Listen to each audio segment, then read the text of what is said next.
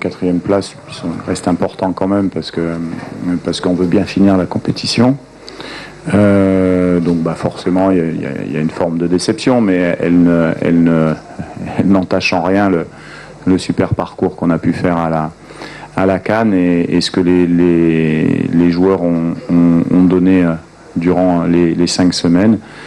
Voilà, après, si on n'est pas 3e mais on est 4e, c'est parce qu'on n'a pas réussi à concrétiser les nombreuses occasions qu'on a eues, parce que je pense que sur les 90 minutes, on a été meilleur que notre adversaire.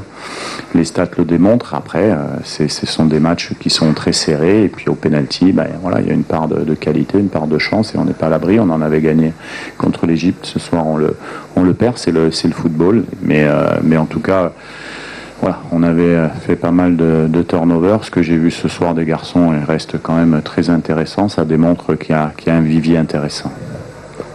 Ici, en rouge.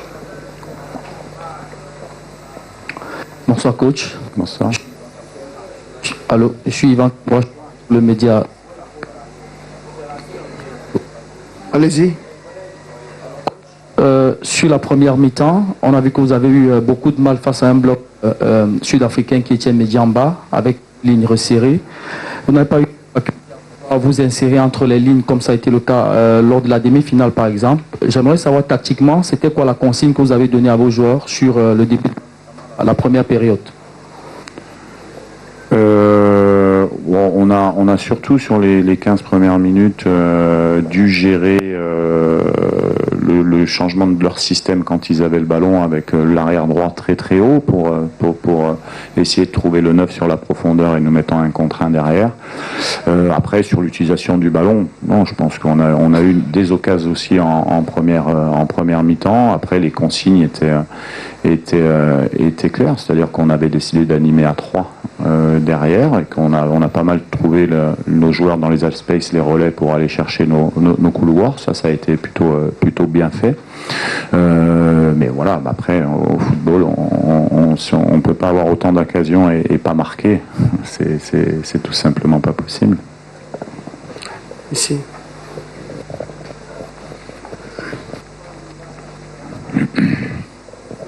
Là-bas, oui, en chemise bleue.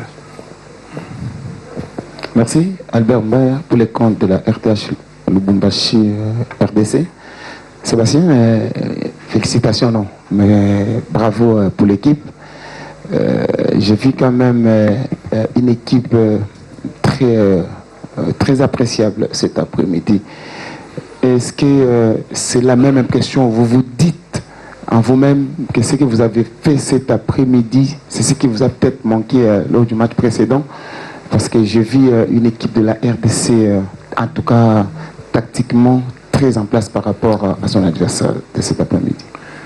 Les matchs se ressemblent pas, les rapports de force sont pas les mêmes. Je pense que la Côte d'Ivoire était plus forte que l'Afrique du Sud en demi-finale, même si l'Afrique du Sud a un système et avec un jeu d'intérieur qui part de son gardien. Donc voilà, on connaît bien leur plan de jeu.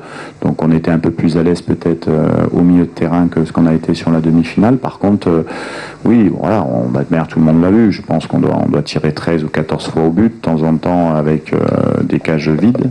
Donc à un moment donné, bien sûr que tout ce qu'on fait va nous servir pour la suite, c'est une évidence. Voilà, on a cet élan, on a cette envie d'aller l'attaquer, on a des dézonages qui sont déjà réglés sur nos triangles sur l'intérieur ou à l'extérieur. Enfin bon, voilà, on sait ce qu'on fait. Voilà, après, il faut être plus performant sur la zone de finition, parce que au final, dans le rapport des occasions aujourd'hui, il n'y a pas eu. Voilà, on a beaucoup trop d'occasions par rapport à notre adversaire pour pas s'imposer. Ouais, à la dame. Merci. Isabelle Coca, Léopard Sport Afrique, RDC. Coach, bonsoir. Je suis là. Ah, pardon. Bonsoir, coach. Depuis le début de la compétition, votre équipe a souvent eu beaucoup de maladresse offensive. Si vous avez bonne mémoire, à chaque conférence d'après-match, on ne cesse de décrier là. Est-ce que vous ne trouvez pas qu'aujourd'hui, cette maladresse a payé cash. A Oui. fait payer cash. Non, mais je comprends ce que vous dites, mais vous avez la bonne lecture du match. Vous avez raison. Après, on a fait démarrer un nouveau joueur, on a changé de système, on a mis les deux attaquants, toutes les forces vives qu'on avait sur le terrain. Donc à un moment donné, on pêche dans ce domaine-là. Donc ça doit être un axe de progression pour nous. De toute manière, comme je l'ai dit, on a fait une belle CAN, mais si on la gagne pas, c'est qu'à un moment donné, on a encore des choses à régler. Ça en fait partie, parce que au final, quand on bilantera statistiquement cette CAN, on s'apercevra que on doit être, je sais pas, une équipe qui a eu beaucoup d'occasions sur l'ensemble de la compétition et qui a un rapport finition, attaque-finition qui est trop déséquilibré, quoi. C'est une évidence. Alors, c'est déjà pour un coach ou pour une mise en place, parce que ce sont des matchs de très haut niveau. Voilà. Donc d'avoir cette mainmise sur les matchs aussi, c'est déjà beaucoup de travail. On pourrait être beaucoup plus inquiet si on n'arrivait pas à se créer d'occasion et qu'on marquait pas. Voilà, donc non, il faut continuer à travailler. Et puis moi, ce que je retiens ce soir, c'est que les garçons, quand on les regarde jouer, on sent qu'ils donnent le maximum sur le terrain et qu'ils se battent tout le temps, même quand ils sont fatigués. Ça, pour moi, c'est déjà important, parce que je sais qu'on a la qualité. Donc avec la qualité et cette abnégation et cette niaque qu'on peut avoir sur le terrain, on peut faire des choses. Et puis, il faut rappeler aussi qu'on est très content d'avoir fait une belle CAN. Et que je pense qu'on a une marge de progression à tous les niveaux, parce qu'on fait une Bencal avec une fédération qui est sous Connor, avec un championnat qui redémarre, avec une équipe qui n'était pas présente à la dernière CAN. Donc il y a, une fois que tout ça va augmenter aussi, l'équipe nationale va en profiter. Voilà, c'est ce qu'il faut dire aussi, quoi. Ouais, ici devant. Bonsoir coach, Richard Ouima, totalement actu.net. Coach, je vais savoir, tout d'abord félicitations pour les beaux parcours, mais je vais savoir en quoi est-ce que c'était urgent aujourd'hui de changer votre composition à plus de 70%. C'est un choix qu'on fait en fonction de... Nous, on n'est pas là pour faire plaisir aux gens ou aux joueurs. C'est comme ça. On a des idées qui sont à l'instant T ou qui sont en planification et en prévention également, parce qu'on veut voir des joueurs en situation, mais il y a surtout aussi une réalité, c'est qu'on avait beaucoup de joueurs qui étaient en manque d'énergie, quelques joueurs blessés qui ne pouvaient pas participer à la rencontre, et puis à un moment donné, je l'avais déjà dit au début de la CAN, on avait le choix de faire prendre j'avais pris 24 joueurs. Et on a une profondeur de banc qui est et on l'a vu ce soir. Ils ont montré qu'ils étaient à la hauteur d'une 3e, 4e place de CAN. Donc bon, voilà, nous on change, mais on change pas forcément la qualité de l'équipe. Là, en chemise bleue. Coach, bonsoir. Bonsoir. Patrick Osomba pour les comptes de B1 Télévision, Kinshasa RDC. Coach, je vais revenir un peu sur la question posée tout à l'heure par ma consoeur Ouka. Aujourd'hui, comme les matchs, je me rappelle, contre la Zambie, contre le Maroc, l'équipe s'est procuré toujours des occasions, mais la conclusion était posée toujours problème. Est-ce qu'aujourd'hui, parce que vous venez de parler de la progression, est-ce qu'on peut conclure que les secteurs ou encore l'attaque restent le plus grand chantier de cette équipe de la RDC, et ajouter à cela du fait que tous les avant-centres ont joué les 7 matchs, n'a réussi à scorer ne serait-ce qu'une fois. Est-ce que l'attaque de la RDC reste le plus grand chantier, même si l'équipe doit également progresser sur d'autres compartiments? Merci. Non, mais c'est une évidence. C'est vrai que vous voyez nos matchs, tactiquement, on est en place, on est très solide défensivement. On concède peu peu d'occasions au final. Donc c'est vrai que ce secteur-là fait que oui, c'est une réalité. Quand on va bilanter tout ça, bah, il y aura des bonnes choses et puis forcément on n'est pas les meilleurs du monde, donc il y aura aussi des choses à améliorer et c'est notre travail d'être là pour ça. Voilà. Après, on va retravailler les choses, que ce soit à l'entraînement. Les joueurs aussi vont mettre un peu plus d'abnégation, peuvent apporter de la variété. Mais vous savez, quand je vois mes 3 attaquants que j'ai, c'est-à-dire Cédric, Simon et puis Fiston, je peux vous dire qu'ils ne laissent pas une miette à l'entraînement. Ça travaille.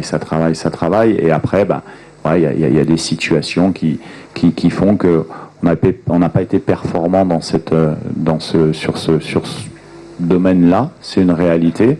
Mais comme je l'ai dit tout à l'heure, on est en demi-finale de la CAN, c'est-à-dire 4e sur 24 équipes qualifiées, donc 48 équipes qui étaient en phase de poule et plus de 50 au niveau du continent.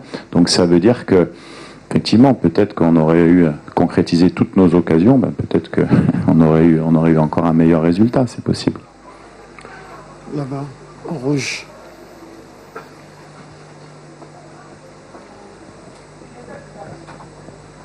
Bonsoir coach. Bonsoir. Félicitations pour ton parcours. Je suis Hervé Villange, je travaille pour Equinox Télévision, c'est une télévision camerounaise. Je connais. Vous savez, la CAF a revu à la hausse son money price concernant les prix. Et après un parcours comme le vôtre, est-ce que vous n'avez pas le regret de passer à côté des money price aussi importants quand on sait que le Congo aurait certainement besoin pour relancer son championnat sur le plan local? Merci.